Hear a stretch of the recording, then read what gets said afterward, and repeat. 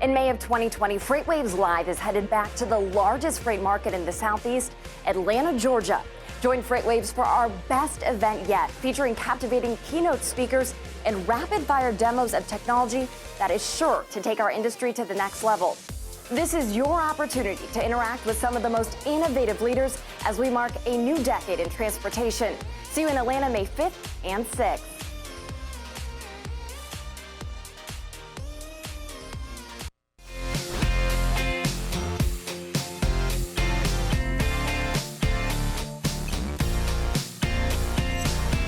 Welcome to this Thursday edition of FreightWaves Now. I'm your host, Anthony Smith, and we have an absolutely stacked lineup for you today. We have Luke Falasca talking to the brokers. We have John Kingston making a return with an oil update.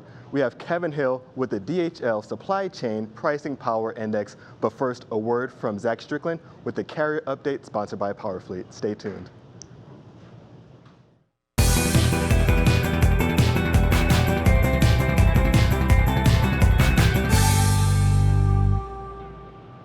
Hey everyone, and welcome to your carrier update sponsored by PowerFleet. So tender rejection rates over 10% for the first time since January 9th.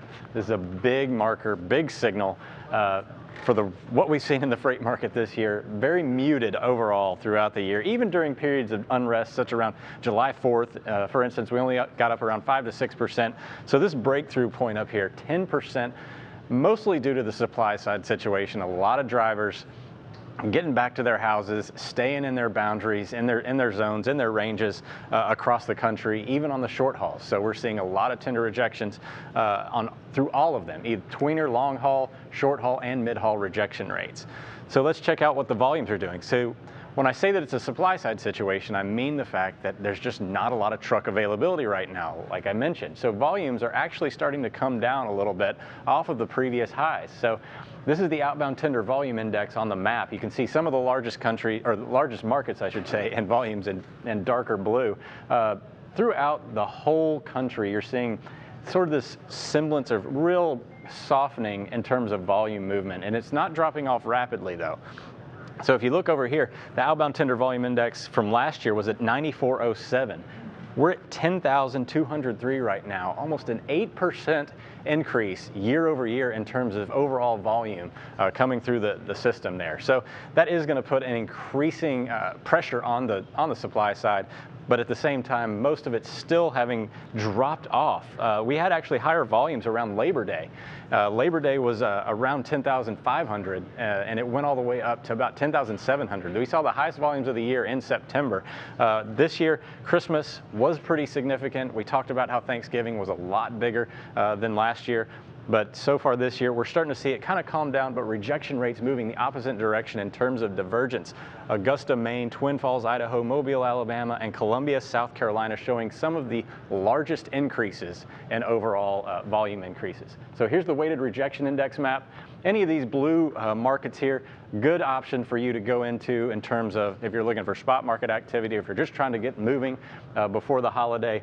The middle of the country still pretty disrupted. Columbus, Ohio, Salt Lake City, Utah showing a lot of disruption right now. But I want to dive into one of the bigger markets of the country, Atlanta, Georgia, showing a really strong increase in tender rejection rates over the last little bit. So looking at the tender rejection map, it's both reefer and dry van rejections that are driving a lot of this. So if you are moving in the area of the Atlanta, Georgia area, check the spot market. You should be able to find a load on short haul, long haul, and anything that you actually need to move around the country right now.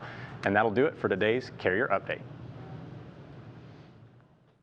The comprehensive logistics offerings from PowerFleet cover in-cab ELD, fleet management, trailer tracking, cargo monitoring, and tracking other assets such as chassis and intermodal containers.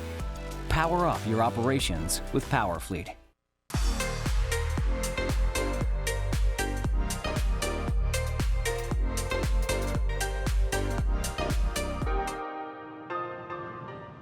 Hi everyone, I'm Luke and I'm back with another broker update.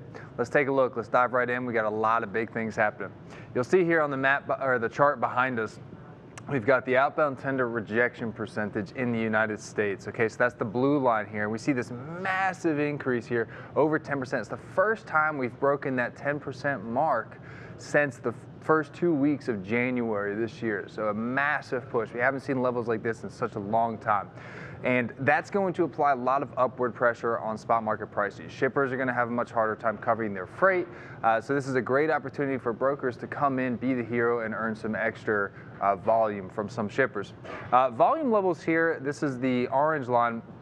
We saw a nice little spike right here up around Thanksgiving. We dropped off, which was expected, recovered, and we're starting to kind of level off. We've decreased a little bit, so there's not a lot of change in volume here. Part of that is due to a lot of drivers trying to get home, so capacity is tightening up, which is going to help drive up those rejections a little more.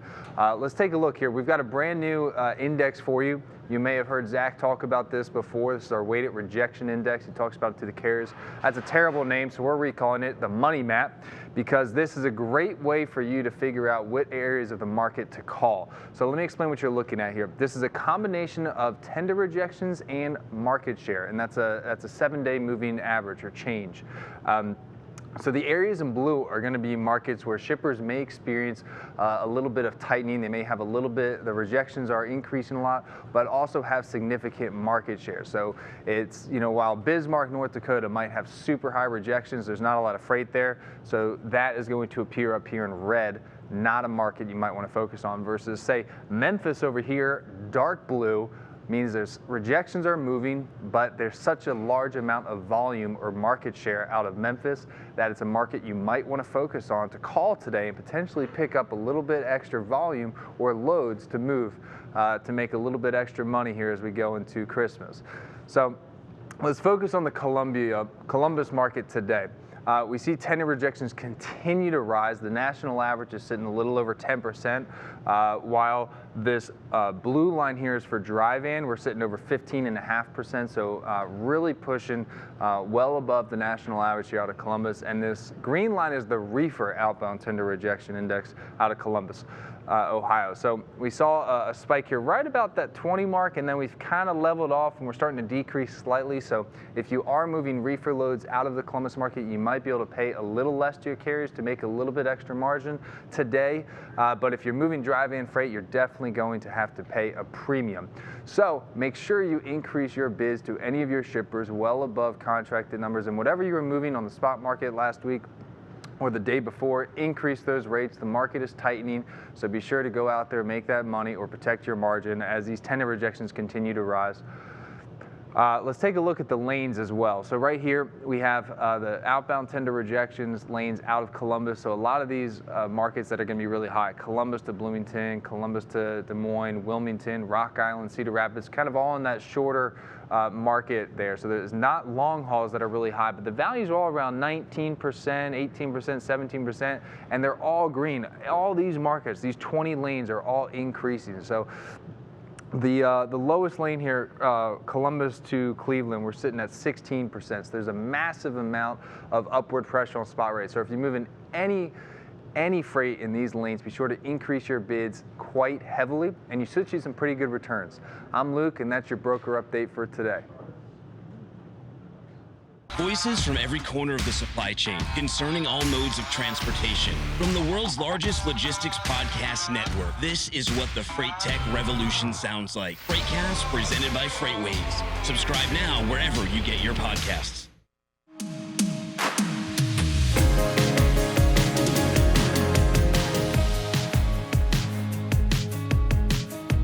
I'm John Kingston. Here's your oil report for FreightWaves Now. If you've been watching the last 2 days, you've heard me talking about Chicago. The Chicago spot diesel market has been on a big plunge. You can see this right here in the ULSDR data series on Sonar. This number has dropped, about 7 cents, actually a little more. A lot of supply in Chicago. The market's been very weak, and now you're probably wondering, why am I not seeing this happen at the retail level? Why am I not seeing the prices at the pump? Well, the reality is this: in the oil market, the wholesale prices that are posted by oil companies, they have to move immediately with moves in the spot market, moves in the broader commodity market. But that is not the case with retail prices. The retail prices are controlled by the individual station owner, the truck stop owner, the corner guy, whatever, and he's going to keep that number as high as he can. And you can really see that in our fuels number, our fuels.u, actually this is fuels.chi, our fuels data series. This is the spread between the wholesale number and the retail level, and you can see it's climbed about 7 cents just over the past few days. That's because the wholesale numbers are coming down because of the weakness in the Chicago spot market. The retailers are hanging on to those higher prices as long as they can. That eventually breaks. It'll break at the time when some retailer says, you know what, I got a lower number for my wholesale purchase. I can go out and try to grab some market share. So it will eventually come down. And you can see that it does come down nationally. This is the national number, and it will, over time, kind of return to some sort of norm. This little move up here at the end, it wouldn't surprise me if the reason for that move up is Chicago. There's really no other market that's got any kind of an issue like that. So Chicago is continuing to be a market to watch. Again, if you're filling up your truck, you're probably wondering, why am I not seeing any benefit from this? I know it's maddening, but it should get there. You should get a break unless the spot market turns and reverses. Let's talk about the oil markets in general. The CME price for ultra low sulfur diesel, ULSD, remained above $2 yesterday. That's 3 days in a row. That's the first time since the spring. EIA stats came out yesterday. They were a little bit bearish, a big buildup in inventories for diesel. That was a little concerning, but it wasn't near anywhere what was forecast. So the market really didn't do a whole lot. We're kind of in, I think, a bit of a sweet spot right now. One thing to watch, that gasoline markets are very weak. That matters to diesel because it incentivizes refiners to make more diesel and make less gasoline. And obviously that's good if you're a diesel buyer. So the market is kind of set up for maybe some stability here. If you remember last year at this time, markets were going crazy. Oil markets, equity markets were going nuts. That doesn't look likely to happen this year. So anyway, have a good holiday season. I'm John Kingston for FreightWaves Now. FreightWaves continues to follow the incredibly sad story of Indianapolis-based carrier Celadon Group abruptly shutting its doors, leaving 4,000 people without jobs weeks before Christmas. We here at FreightWaves want to help. FreightWaves has established a free job board for companies to post their openings and for people looking for employment in the freight industry to share their resumes. There's no cost for anyone to participate. Hundreds of jobs have already been added to the site since it went live on Monday. If you're looking for employment or have a job to post, head to freightwaves.careers.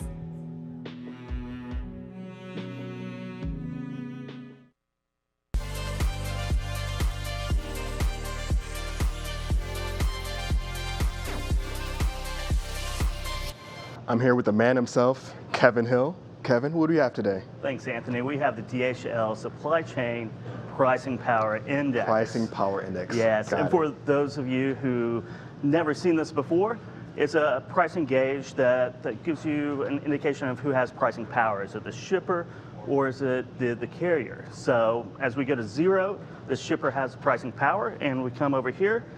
As we go to 100, carriers do. About 4 weeks ago, right before Thanksgiving, we were about 15. Right. Really, really down, depressed numbers. Yeah. If you're a carrier, very good if you're a shipper, but that's kind of changed over the last 4 weeks. We've had a 4-week strong run up into peak holiday season, and right now we are at 40. Gotcha. So, and a lot of that's based on outbound tender volumes. Right. They're over 8% above where they were this time last year.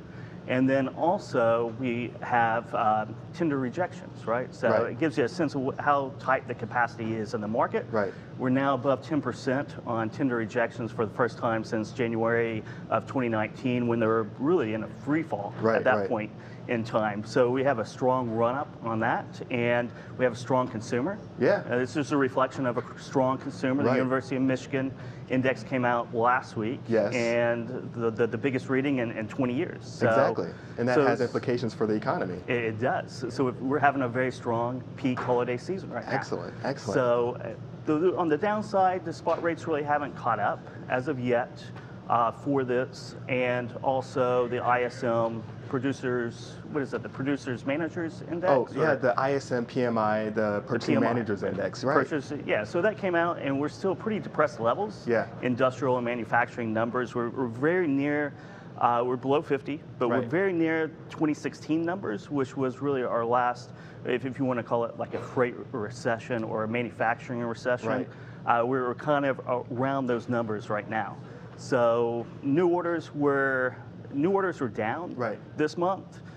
current production's up, so we have some inventory that will be coming out and it will be needed to be shipped around, but new orders is kind of a worrying sign. So we're looking at those numbers very carefully. Gotcha. Yeah. And I remember last time when we looked at this, like you said, it was at 15. It's been moving as you expected. Any expectations going forward in the coming weeks? Going forward, so we're about out of peak holiday season, so what happens after that, who knows? We're Gotcha. go to Q1 of 2020. You know, the first quarter is always a very soft quarter.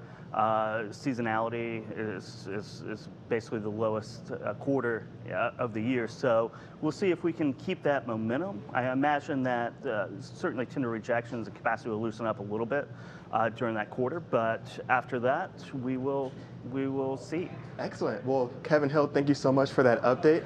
And thank you so much for tuning into this Thursday edition of FreightWaves Now. The fun doesn't stop here. We're also available on all your favorite social media platforms. And we just launched FreightWaves TV, our new app for Apple Marketplace, and of course, available on Apple TV and your Android devices. We'll see you on the next episode.